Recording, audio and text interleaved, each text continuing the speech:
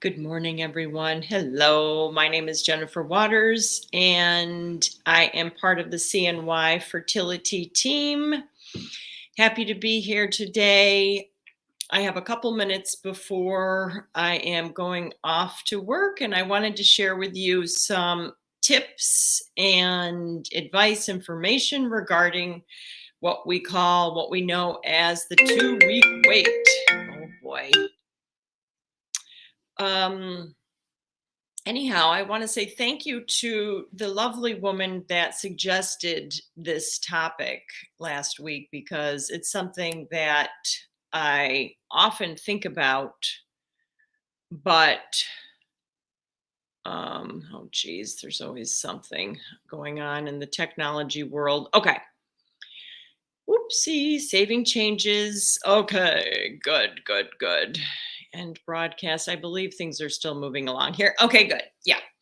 So I think a lot about this time period because I see patients on Tuesdays, and I often say, well, the hard part's over now that you've had your transfer. But we all know that that's not true at all. That is just the beginning of the next phase of the challenge, which is the wait and see. So there's lots of information out there about what can you do? How can you change the channel of your mind?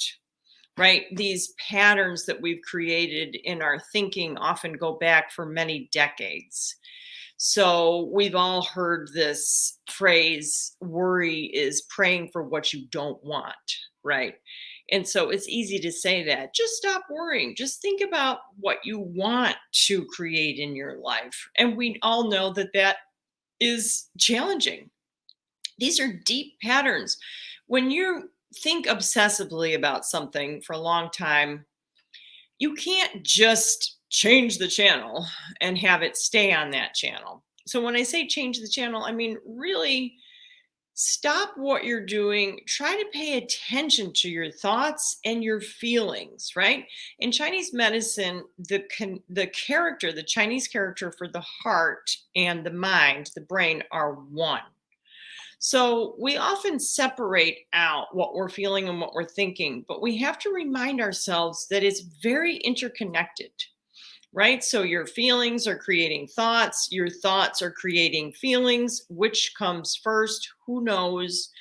But it's much easier to direct your thinking than it is to direct your feelings, right? So our feelings come and go. They are responding to things that are happening around us. We are constantly being triggered. Whether or not you're aware of that is the question, because it can be very, very subtle. When you start paying attention to your triggers, I think it's really a good challenge, and it's something that I do a lot, and it can be very subtle, right? How often we're just reacting to things. And so we can use the power of our mind to change, to influence how we're feeling. And it's really that simple. Um, but it's hard work. You have to practice. The more you practice anything, the better off you're going to be, right? So, changing the channel of our mind to be neutral or above, it's an ongoing daily practice. A lot of people think, oh, I have to meditate for 20 minutes in the morning and then I'm good for the rest of the day. That can be really helpful. It's kind of setting the tone for your day, but it's all the time. The more you can pay attention to what's going on in your mind and your emotions all the time, that's where it really matters. It's how we are treating each other. I don't know about the rest of you in the country, but here in upstate New York, I really feel like our social connections are deteriorating out in the public sphere. And I don't know why exactly. When you try to examine this very deeply, it doesn't make sense, really. We've come through challenging times. We always have, and we always will. That means we have to stick together. We have to care about ourselves and each other. We have to try to show up for each other. And that's hard. That means that you are unpacking. That's not my term. That's a term that I got from my fellow SRI practitioners, somatic respiratory integration. They use that term a lot to unpack the issue, the trigger, the feelings that you're having. So the more you can unpack in yourself, the more you're able to show up for others. And it's lifelong practice. Listen, I have been working on my own self help, whatever you want to call it, consciously for 30 years. And it's not over yet. There's still more to do. And soon I want to start a short confession series where we confess things about ourselves that kind of reveal our humanity, our vulnerability. Because I think people try so hard to be, the expert and stoic and professional and all of that. But the real juice that connects us together is our humanness, right? The things, whether you eat ice cream for dinner every day or any excuse to eat mayonnaise for breakfast, whatever it is. And that's kind of the fun part of each other that allows us to feel more connected to each other and to really be honest. Very good question, Sahar. Okay, I have to stay focused on the topic. All right. So today we're talking about the 2-week wait. I only have a few minutes. So, the first 2-week wait in fertility is leading up to ovulation, right? So, you're not pregnant. If you're trying to conceive naturally doing the old fashioned way, then this is the first 2-week wait. If you have a 28-day cycle and you happen to ovulate around day 14. So that's the first wait. And I often talk about, we don't want to think of our life as waiting, whether you're waiting in traffic, waiting in the waiting room, waiting for ovulation, waiting for a bunch of, let's kind of get rid of that word. Let's not wait, let's live. We want to live our life. And every moment counts, okay? You have an opportunity all the time to be directing your mind in a more positive way. Remember, our nervous system governs our endocrine system. And our nervous system is what is wired to our emotional system, our emotional body, which I just explained is connected to our thinking mind. So we have to use these opportunities in life to change our thoughts. Stop worrying about what you don't want, okay? So the other 2-week wait, as we call it, is, post transfer, when you're waiting for a pregnancy test, a positive pregnancy test. So it's hard to not be obsessed during this time about every little twinge, every food craving, everything. So here's what I want you to do. I want you to think about, no matter what the outcome is, I want you to use this time to improve yourself, your health, and your emotions. Okay. So a lot of folks, struggle, whether it's with COVID or other viral infections or whatever. And I tell everybody in the clinic, use this time to support yourself so that when you come out the other side, you are better and stronger. Okay. So there's lots of things, whether it's lifestyle, targeted supplements really help. You may not feel a benefit right away, but if you do something for 2 weeks, you will feel a difference. You will. This is supporting your health on a cellular level. So there's lots of things to do, irregardless. Of course, we want you to have a positive result. But if you don't, and you utilize this 2-week period to improve yourself, then your chances of conceiving the next time around are much higher, right? So that's how I think about it.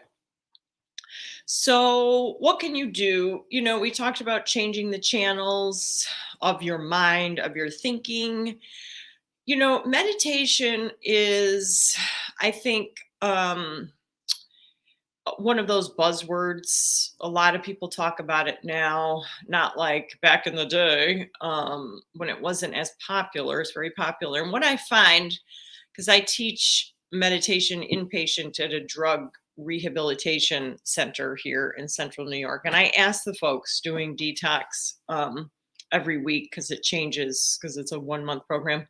What is your definition of meditation? And almost everybody thinks of it as guided relaxation, um, positive affirmations, or visualization.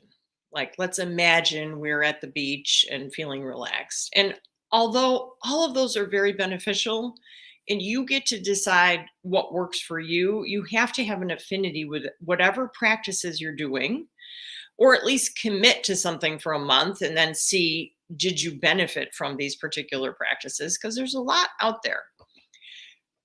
The way that it was explained to me by people much wiser than myself is really, meditation is the blade wheel of mind reform, is the quote that I always come back to. To really change your mind, your thinking, this is not for the faint at heart, right? You have to really be serious with yourself in a way.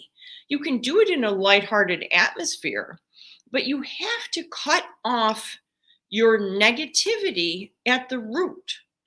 And that's not easy, because it's very ingrained in us. Our certain ways of thinking, our certain ways of patterning, a lot of it began in utero. So here's the other thing about this 2 week window. If you are pregnant, if you have a positive pregnancy test, this is an important time, because your nervous system is now affecting your babies. And you don't want an anxious baby. You don't want a fear-based baby, which becomes an adult, obviously. Rarely anybody says to me, "Oh, I really want to have a teenager." They always say they want to have a baby, but babies, as we know, become adults. And how you're wired in utero really matters. So you have to be serious about changing yourself in order to affect your unborn child. So it's about learning to pay attention to your thoughts, strengthening your mind through the practices of concentration, right? Learning to concentrate your mind on one thing. Often we talk about focusing on the exhalation, and you can do that by combining it with a sound. You can combine it with counting.